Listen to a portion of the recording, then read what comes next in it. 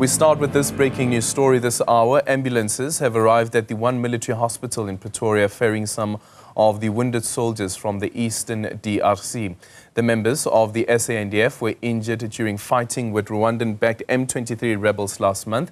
South Africa lost 14 soldiers who were part of the United Nations peacekeeping mission, as well as the SADC peacekeeping mission known as the SAMI DRC. Let's now take you live to one military hospital where we find Newzroom Afrika's Juniour Khumalo. Juniour, once again, a very good morning to you. Tell us what you can see from your vantage point and what details you've heard around the returned soldiers. Indeed, Aldrin. Just a few minutes ago, about 5 minutes ago, we saw about 4 ambulances being accompanied by the military police, making their way into the one military hospital just behind me. Most of those were heading towards the direction, the casualty drop-off direction. That's where they were driving to. There were about 4 of them.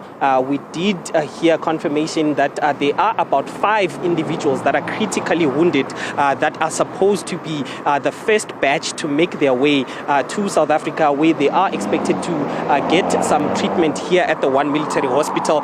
We understand that one of those individuals had to have both his legs amputated.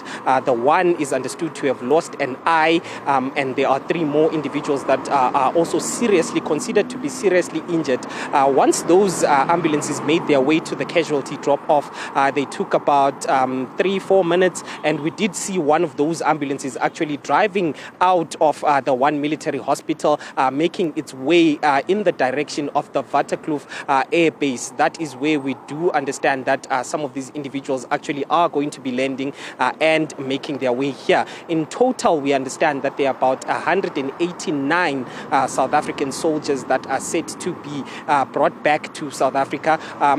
Various injuries that have been sustained by some of these individuals. We're not sure if all of them have already touched down in South Africa and are going to be making their way to the one military base here, one military hospital here today. But we did see one of those ambulances making their way back to the Waterkloof, the direction of the Waterkloof air base. The other 3 are still inside. We are suspecting that they are offloading some of those individuals into the hospital, but we are still yet to get any confirmation actually from the hospital on the arrangements, especially of bringing back these individuals to South Africa. But we understand that the route that was taken was they were removed from the DRC. They went to Kigali in Rwanda. That's where we expect that the air ambulance that was supposed to bring them to South Africa then left Kigali to South Africa. The other remaining individuals, we were told, are going to be using a Botswana aircraft to come to South Africa. These individuals, as you remember, Aldrin, were supposed to be brought back to South Africa on Friday, on Saturday. But on Friday, they were told that because of landing rights, they had the aircraft that were supposed to bring them back to the country were denied access to the landing rights, so they could not bring them back. We understand that morale was actually very low from some of the reports from City Press as well as Defense Web were suggesting that morale was very low amongst these individuals that were supposed to be brought back because of those delays. But it seems like that has been sorted out, and we do expect a majority of them to be back in South Africa, Alger.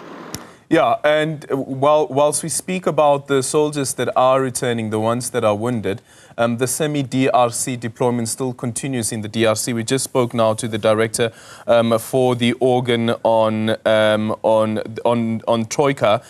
This is now from SADC, Professor Kula Teletsane, about the semi-DRC deployment. The Chief of Defense Forces from the various countries had a meeting yesterday and an assessment was made, and that assessment will now be handed over to the various ministers, the Ministers of Foreign Affairs, and perhaps then a decision will be taken around whether to recall this particular deployment.